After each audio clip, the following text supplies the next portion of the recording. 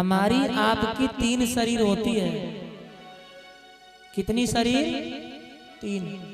और तीनों में आप सभी को दिखाऊंगा। एक शरीर ये है स्थूल शरीर, एक सूक्ष्म शरीर और एक कारण शरीर। 3 शरीर होती है। तो ये स्थूल शरीर है जो आप लोग बैठे हो, हम बैठे हैं, ये स्थूल शरीर है। और दूसरी होती कारण शरीर जो चिता के साथ जल करके राख हो जाती है तो वो आत्मा में मिल जाती है। और दूसरी होती सूक्ष्म शरीर, ये वही सूक्ष्म शरीर को ही भोगना पड़ता है। अब सूक्ष्म शरीर क्या होती है?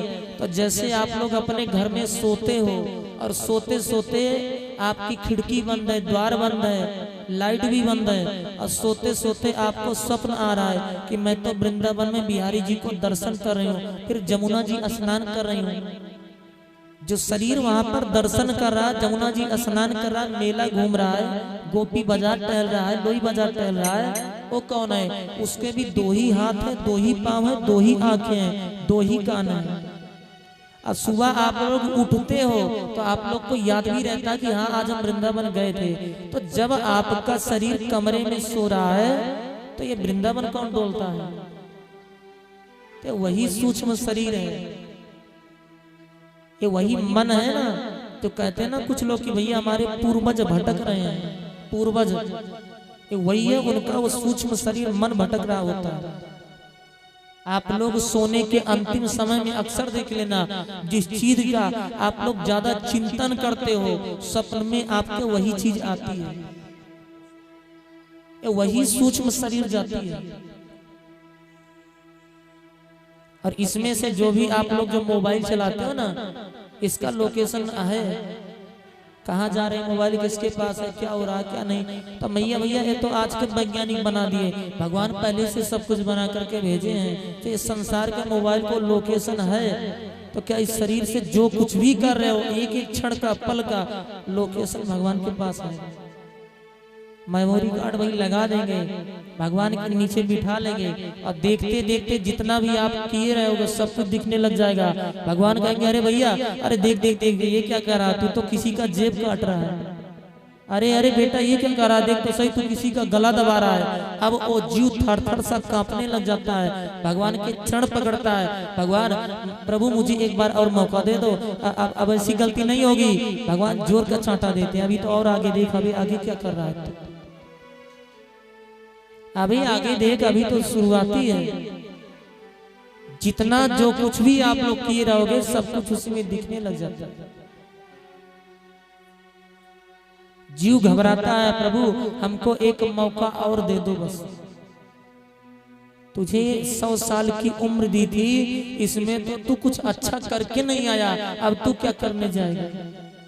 इतने में धर्मराज पीछे खड़े होते हैं। भगवान कहते हैं भैया अब बताओ तो सही, इनका कितना पाप और कितना पुण्य हुआ है। 100 साल की उम्र इनको दिए थे, इसमें कितना इनका अच्छे काम है, कितने बुरे काम है। तो वहां पर ज्यादा देर नहीं लगेगी, एक पल में संपूर्ण हिसाब रख देंगे सामने और कहेंगे देखो प्रभु इसको तो 5 किलो केवल पाप भरे पड़े हैं, केवल 50 ग्राम इसके अच्छे कर्म है, पुण्य है बस।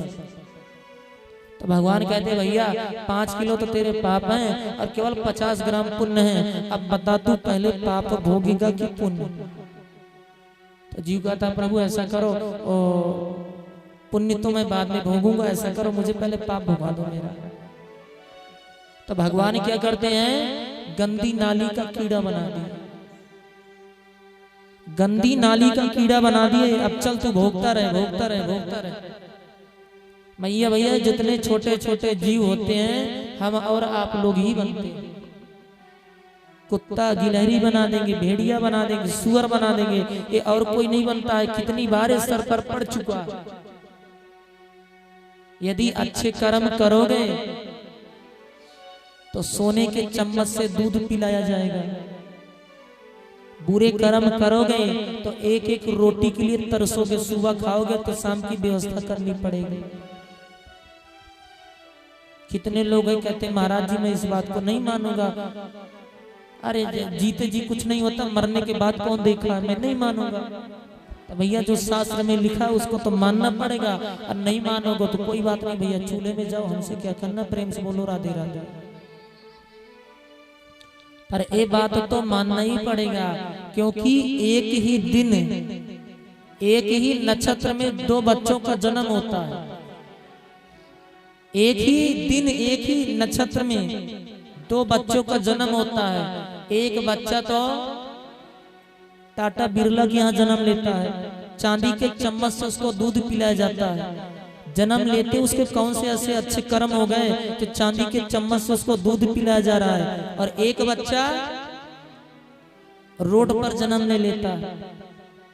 एक बच्चा जन्म लेते ही उसके लिए सोने चांदी के पालने आ जाते हैं, और एक बच्चा जन्म लेते ही उसके लिए लोहे के पालना भी नसीब नहीं होता है। माँ क्या करती है, अपनी साड़ी से एक इस डाली पर बांध देती है, दूसरी डाली पर बांध देती है, और बच्चे को उसी में लिटा देती है।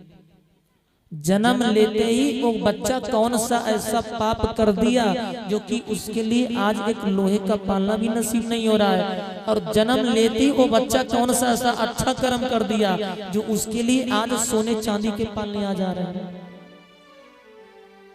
तो मैया भैया यदि अच्छे कर्म करोगे तो सोने के चम्मच से दूध पिलाया जाएगा, चांदी के चम्मच से दूध पिलाया जाएगा। और यदि बुरे कर्म करोगे तो रोटी रोटी के लिए तरसोगे। अच्छे कर्म करोगे तो जहाज से उड़ोगे, नहीं तो भैया गांव में होते ना, जहाज जाती है, अरे देखो देखो देखो जहाज जा रही, जहाज जा रही। अच्छे कर्म करोगे तो जहाज पे बैठोगे, और यदि अच्छे कर्म नहीं किए, केवल 50 ग्राम 100 ग्राम पुण्य हुआ, तो केवल नीचे से देख के तसल्ली कर लोगे। प्रेम से बोलो राधे राधे।